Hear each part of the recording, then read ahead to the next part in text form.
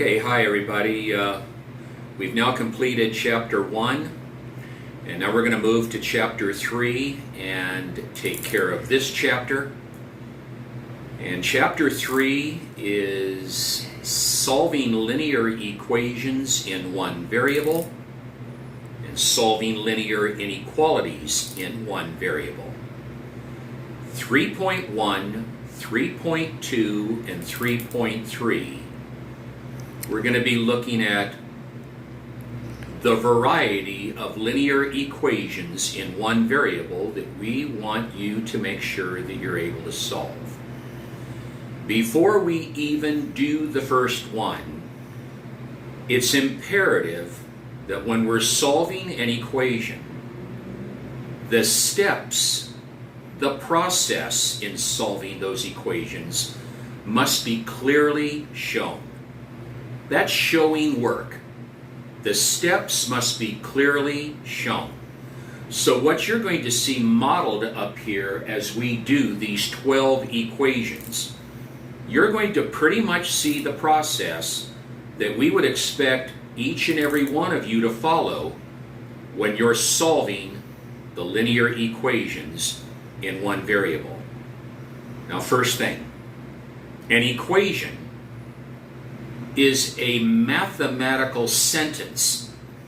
You see, we just left chapter 1, which was dealing with numerical and algebraic expressions. In chapter 3, we're looking at mathematical sentences, not phrases, but sentences. The first ones that we'll be looking at will be equations. And at the very end of the chapter, we'll be looking at inequalities. 3.1, 3.2, and 3.3, we're going to be taking a look at a variety of linear equations in one variable. So we're going to begin. Item number 1, the definition of a linear equation in one variable is ax plus b is equal to 0. The x happens to be the chosen variable in this standard form statement. It could be any one of the other letters of the alphabet, but we're picking x as the variable of this standard form equation. A, the coefficient of x, and b can be any real numbers. There's only one restriction. A, the coefficient of x, cannot be 0, because if we allow a to be 0, you won't have the variable term that you would need to see when you're looking at an equation. So a cannot be 0. People, I'm going to share one other thing as to why this is also the form of a linear equation in one variable. A linear term of the equation, this would be our linear term right here. The linear term is always the variable term that has an implied exponent of 1. When the exponent in the upper right-hand corner of the given variable in the equation is 1, it's known as a linear equation. When the exponent changes from 1 to some other number, then it's no longer linear. It becomes named something else. Now, we're going to begin with number 1. Notice the equal sign. And all 12 of these that we're going to do will have it because they're linear equations in one variable. So as we approach number 1, step number 1 in solving any linear equation is to simplify either one or both sides of the equation if any simplifying can be done. And when simplifying is done in the process of solving an equation, simplifying takes on one of two forms, sometimes both forms. One of them, you oftentimes have to use the distributive property to clear parentheses, which is what we're definitely going to have to do here as we begin to simplify this. And the other form of simplifying that has to be done when solving an equation is combining like terms. Now, we used the distributive property to clear parentheses, and we combined like terms in 1-7 of the very last video that you looked at. So, here we go. If this is going to be review, let it be review, but I hope that you view it. I'm going to put those arrows there. We're going to put them here. We're going to clear the parentheses, so here we go. Distribute. Positive times positive. Positive times negative. Negative times a positive 1x. Negative times positive is equal to -8. Next, continue to simplify this left-hand side. Combine like terms. The positive 6x coupled with the negative 5x. Add the coefficients only. Positive 6 added to a negative 5, 1x, which we ordinarily just write like that. Its coefficient already is 1. Combine the constant terms. They're both negative. Add them up, take the common negative sign. And it's then equal to -8.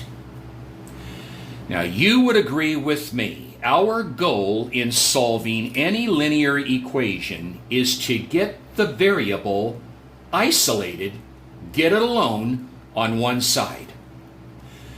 The thing that is in the way of getting x alone on one side is this -36.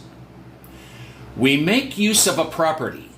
I don't have the room up here to write it, but whenever you're solving an equation where the variable expression that you see on one side has either a subtraction sign or an addition sign involved with it, the property that must be exercised is the addition property of equality.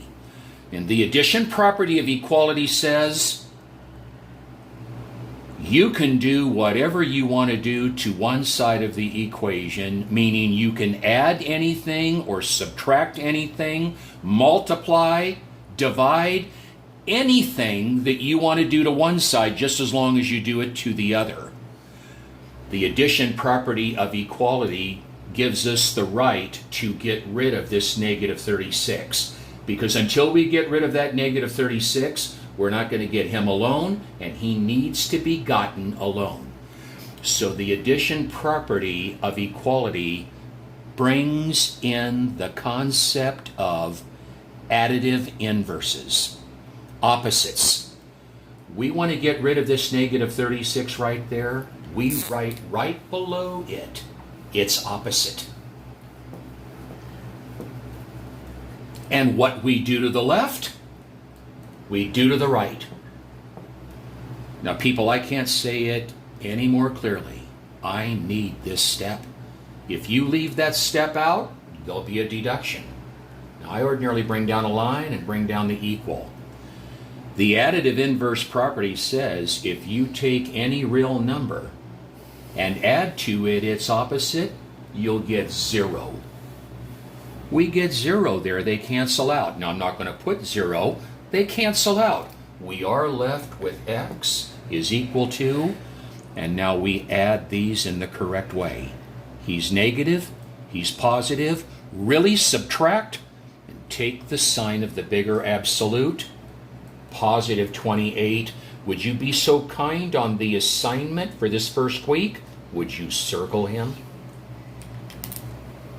Now, you just saw what we needed. That's the beginning. That's number 1. Now, let's continue to go through the variety.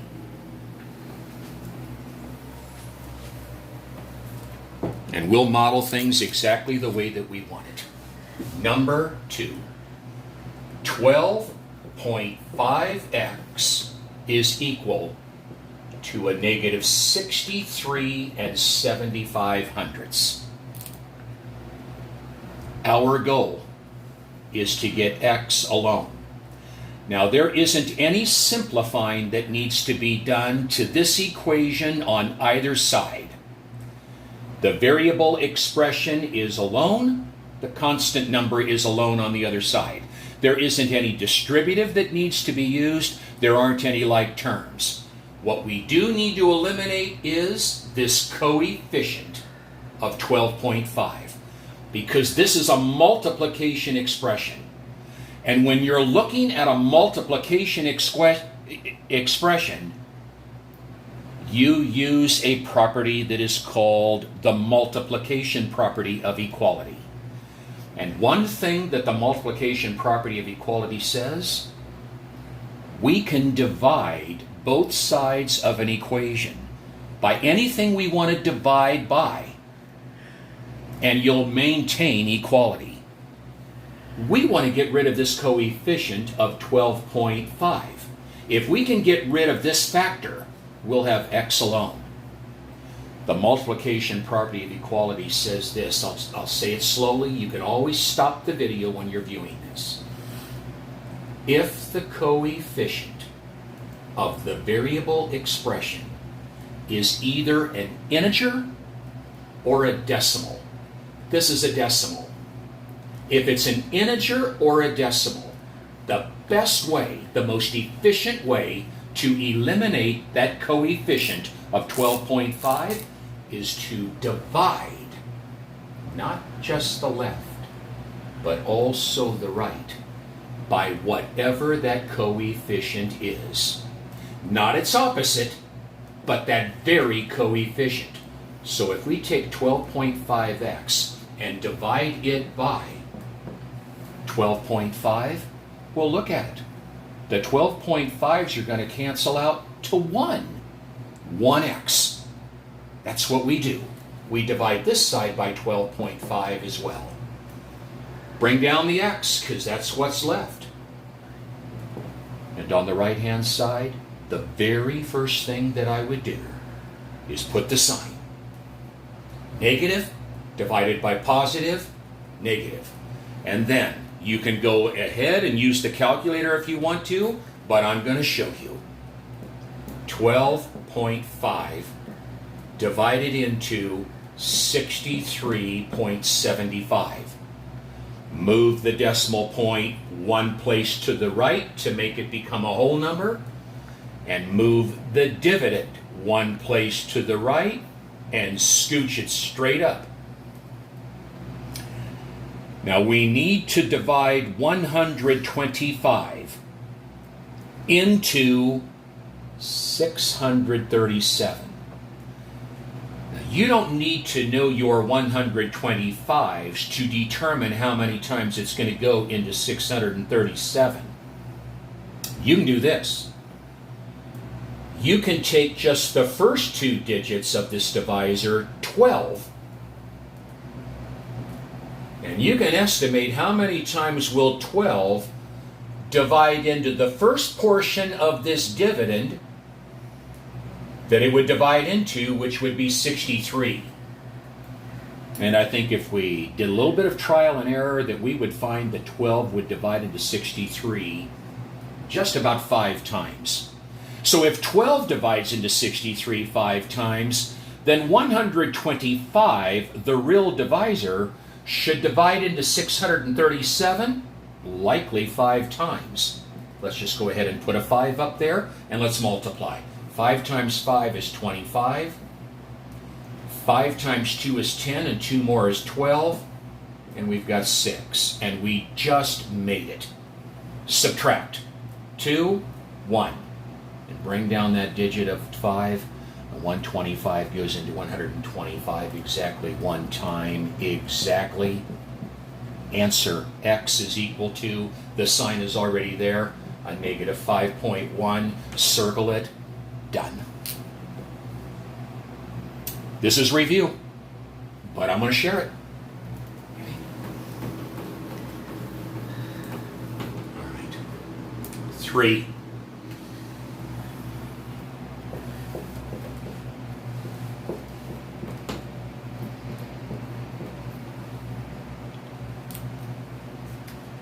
There is no simplifying that needs to be done on either side. So we'll go right to the step. This expression, just like number 2 that we just finished, this is a multiplication expression. This is not addition or subtraction. This is multiplication. 4/5 times x. If it's a multiplication expression, to eliminate that coefficient of 4/5, we use, once again, the multiplication property of equality, which says one of two things.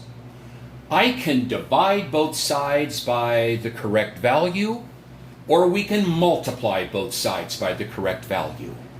We just did one where we divided both sides by 12.5 because that coefficient was a decimal. But here's the other rule. If the coefficient of the multiplication expression is a fraction, positive or negative fraction, instead of dividing both sides by 4/5, the rule says we're going to multiply both sides by the reciprocal of this coefficient. Now let me put these words together before I actually do it. If the coefficient of the variable term is a positive or negative fraction, to get rid of that fraction so x can be alone, we multiply both sides of the equation by the reciprocal of this coefficient. The reciprocal of 4/5 is 5/4. So here's the step. Start out by bringing down this variable expression. And then, folks, I'm going to ask you to do this. Don't put a dot. Don't put one of these that would kind of resemble a time sign. We don't want to do that. We want you to put this 4/5 x in a house. Either a parenthesis house or a bracket house. It doesn't matter. And to the left, always remember left, to the left, we're going to multiply this expression by the reciprocal of this coefficient.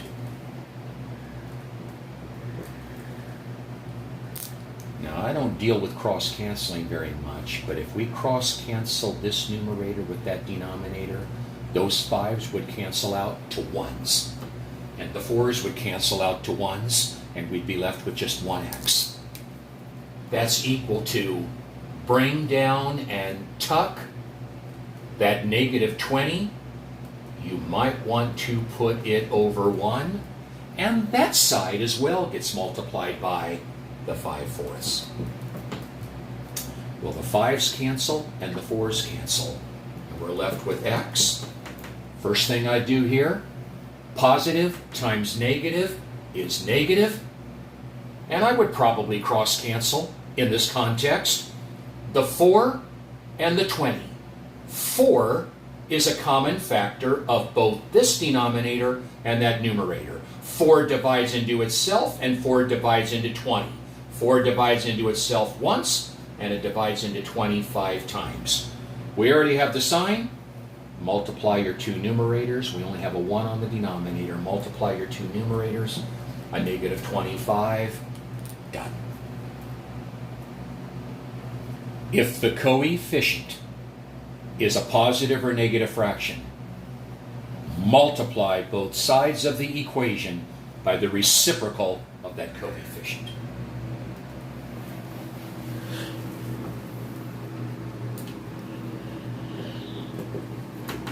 Now we're going to have to translate on number 4.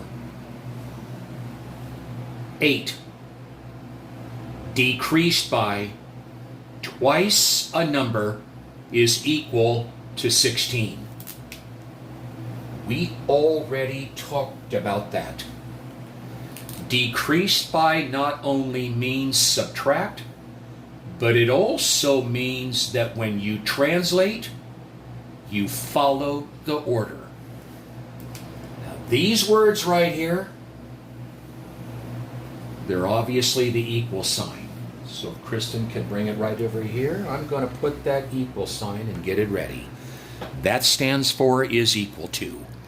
Now, all of the words over here that are written prior to is equal to are going to be translated over here on the left-hand side. Then because it says 8 decreased by twice a number, we're going to follow the order, and we're going to begin by writing 8. Then the decreased by symbol, minus, and then notice what it says after decreased by twice a number. Twice a number is to multiply by 2. Twice times 2. Twice a number.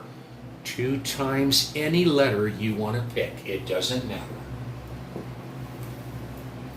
8 decreased by twice a number is equal to, and there's our equation. Now notice something about number 4 that we did not see in 1, 2, and 3. Our goal in solving this equation is to get the variable y alone. This constant term of 8 is going to have to leave. And this coefficient of -2 is going to have to leave. 2 guys have to leave so that y can get alone. Now there is a correct order of how we get rid of things. I'll just say it in this way, let it ring true. The coefficient always leaves last. The term that has been joined by either a subtraction sign or an addition sign, it goes first. The coefficient goes last. So we need to use the addition property of equality to get rid of this positive 8. And that's where we bring in opposites. The opposite of 8, put a -8 there, and what you do on the left, you do to the right. Gone. Hello. We have him. On the right, well, you better subtract because the signs are different. And now we get rid of the coefficient, and people, if the coefficient is an integer or a decimal, we'll divide. If it's a fraction, we'll reciprocate. It's an integer. We'll divide it right away by that coefficient. Not its opposite, but by that coefficient. There and there. -2 divided by -2 is a positive 1y, and that's what we want. And 8 divided by -2 is -4, and we put him to bed, and he's done. I know it's review, but I want you to see the way that we want things done. If you want that credit, okay? Number 5. -3 times the quantity of m minus 4 plus 2 times the quantity of 5 plus 2m is equal to 29. We have to simplify. We have to distribute here. We have to distribute there.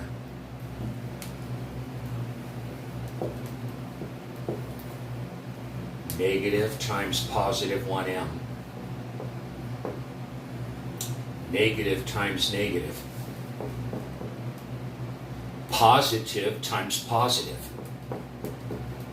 Positive times positive is equal to 29. Combine like terms. A -3m combined with a positive 4m. Add coefficients. -3 added to positive 4, 1m. Positive 12, positive 10, positive 22 is equal to 29. Get rid of that 22. He's an unwanted term. He's got to go. There's no multiplication here. There's addition. You get rid of that unwanted term by additive inverse. -22, -22, M is equal to 7. Done.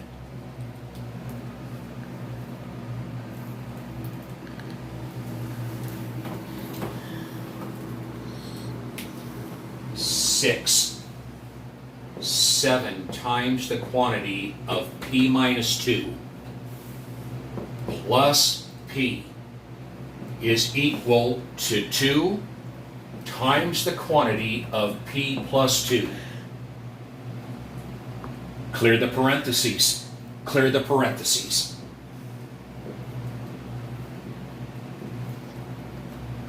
(7p) negative 14. Positive might not be a bad idea. Why don't you write down its coefficient along with the letter? It's not mandatory, but it's not a bad idea either. Distribute the right. Combine like terms on the left. 7p and a positive 1p.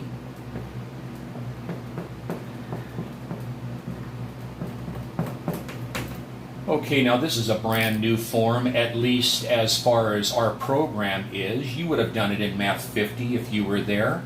But notice this simplified equation that we now have. What's unique? There are variable terms on both sides. That hasn't happened yet. There are variable terms on both sides. The only way that we're going to be able to find the value of P is if we get the variable terms over to the same side.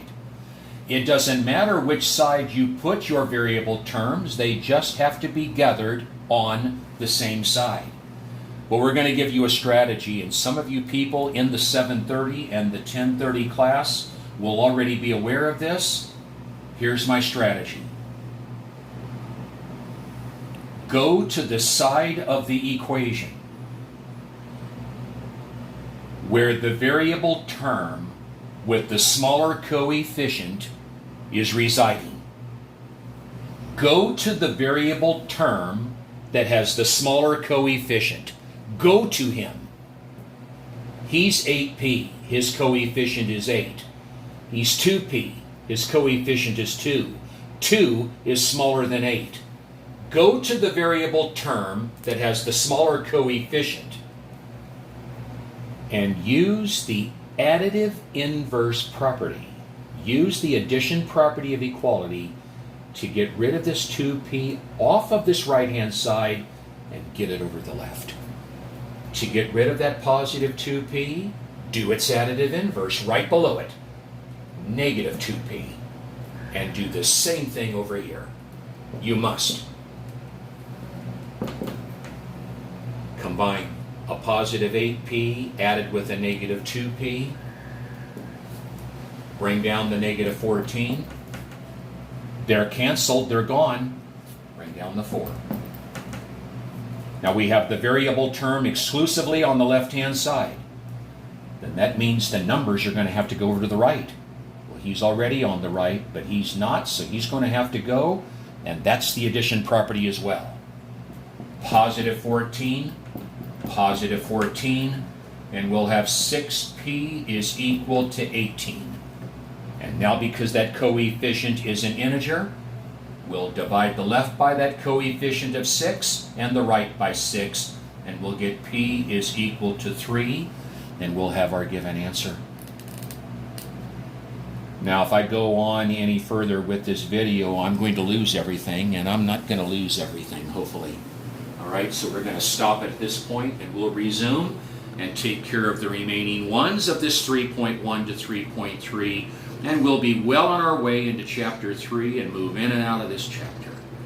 It's good to talk with you people. Thanks for viewing it. We'll touch base a little bit later. Good night.